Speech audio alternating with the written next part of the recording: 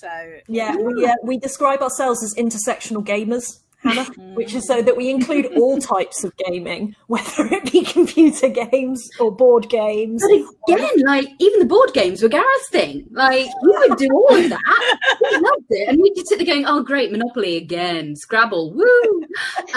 Like, I think as a family, we've played a board game maybe once in the last 10 years. And it was literally me and my mum playing Scrabble against my brother and his wife. And it got so competitive, because my mother's worse than I am, that we've just agreed it never happens again. Because we end up hating each other. I'm starting, because the thing is, I think when you try and introduce people to games, you have to get a view of what it is they want out of it and what their personality is, and we'll come to that in a bit. But I'm starting to get a picture of what it is that we need to think about in terms of games. my mind is going. I mean, we do, like, you know, to be serious for a second, we do talk about barriers to gaming a lot. For example, one of the things that is often talked about is that any of the sort of games where you're meant to put a headset on and talk to people, women are massively not keen on that because of the horribly toxic atmospheres that exist on many games, that they don't also, or just the responses they get. I mean, I think I'm not plugging the subreddit Girl Gamers enough, because I only mention it once an episode. But I don't know what a subreddit is. Oh, yeah, okay. Well, I'll tell you later, though. Okay. But so there's Reddit, and then there's subreddits, which is like it's like a magazine within Reddit. Think of it that way. Okay.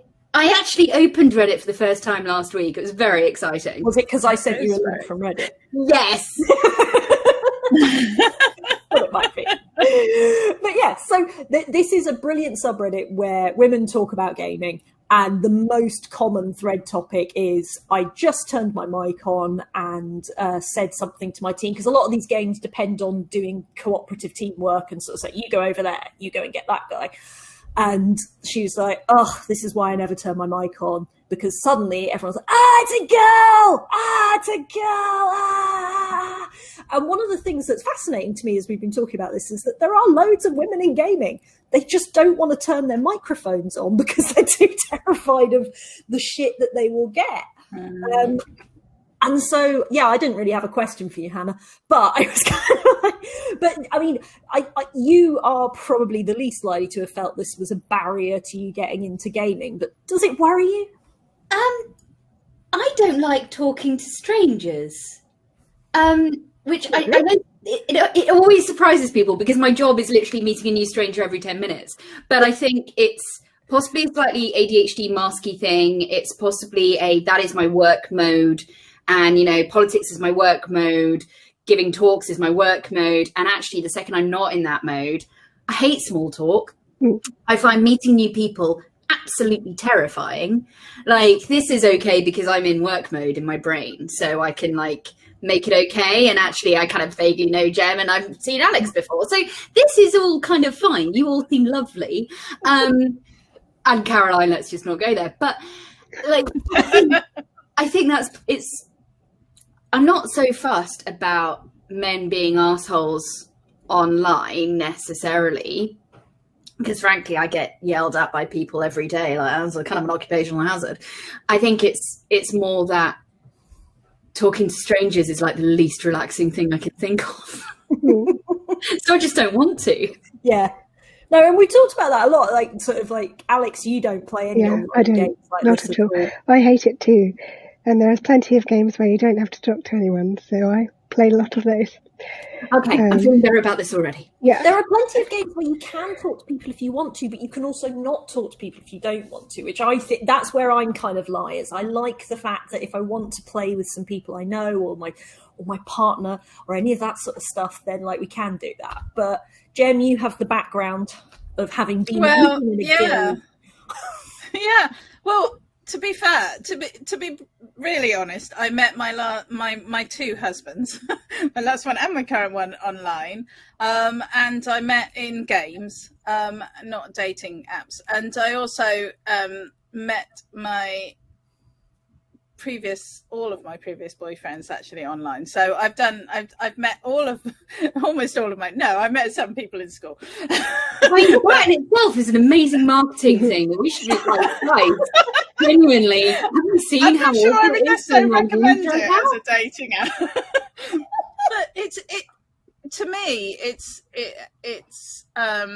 I absolutely take the points that have been raised here. I think it is quite nerve-wracking, and now the idea of going into an online game and having to meet new people and build up those relationships and all of the issues that come with it is quite daunting. However, in my experience, online gaming is a really nice way to meet people who you would never necessarily normally come into contact with in your daily life. So my husband is Swedish, so I would not have bumped into him in my life. And the other people that I met were from all over the country. They were not from my local area. So I would not have had those experiences, and I made friends from all around Europe as a result of the online gaming that I did, and experienced people from lives that I would not have come into contact with. I met people who were living in Guatemala, and were able to describe, all sorts of lifestyle that I had no connection with, and I met people who came over from New Orleans to London to meet us because they played on a game that we played, and we had a meetup, and they traveled all the way from America for like 3 days just to come to this thing, and for me it was a very positive experience. But it also has all these negative things, but you can build a connection with somebody online in a very gentle way. You can just slowly build up that connection. It's not as intense as when you meet somebody face to face and you feel like, oh, I've only got a certain amount of time. You can build a relationship over years with somebody in an online environment. And so I think there are pros and cons, and I think it's a shame that so many women feel sort of shut out from this environment where there is such an opportunity for building very deep and meaningful relationships with people that from lives that you would never normally connect with. Yeah, and I think that's absolutely the nail on the head. There is the problem is there's too many women who are scared to do that first bit because of the negative experiences. The saying, I'm going to go with 50% negative to what could be the 50% positive. No, I mean, it's even in the toxic environment that is Rust. So Hannah, we've been friends for 3 years now. In that time, I've probably paid about 400 hours of Rust, and you have no idea what that is. So it's a game where everything's on a big island. You get dropped down with nothing, and you hit rocks and you hit trees and you gather stuff until eventually you've built yourself a fortress and you have guns and you have armor, and you go out and you kill other people and steal their guns and armor and destroy their houses with C4 and vice versa. Sounds charming. Well, the nice thing is the building. See, I like just finding a nice bit in the middle of nowhere in a forest or on the sea, building a nice little base, making it nice inside. You can decorate it, you can put some art up, and protecting it. Someone comes and attacks me, then, I might take them out, but I don't go out looking for people to raid. You're big into the Geneva Convention. Yeah, exactly. Yeah. Basically. Only retaliate. But again, there have been people who, because I do that on servers, like they will eventually start putting in the chat, Snowball Skunk, you're here again. So they know I'm on the map all the time. They know I'm not getting involved in any fights. And very occasionally I do involve myself in the chat and call somebody an idiot if they're being homophobic or racist or something. And there have genuinely been nice interactions with people. There have been people who, as you say, Jeb, over time, like I will actually be like, hey, it's so-and-so online again. And it's like, it's nice and happy. And like, yeah, there is an opportunity for human interaction and development that in the BAFTAs this year that we were talking about in our previous episode 2 weeks ago, not 10 minutes ago,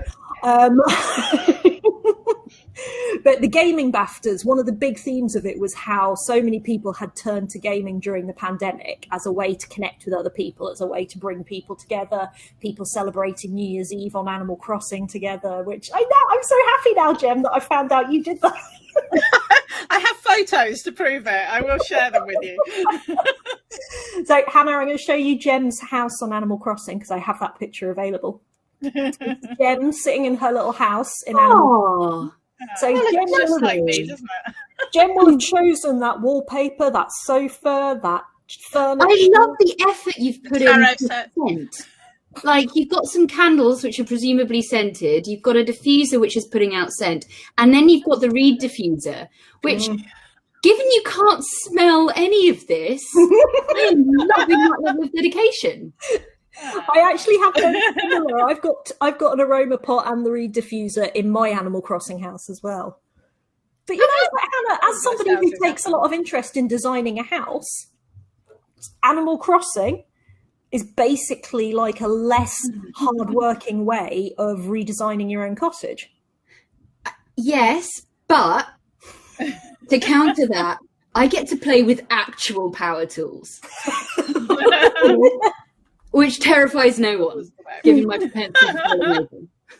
Yeah, but do you get to dig up fossils and take them to an owl in a museum and get him to assess them?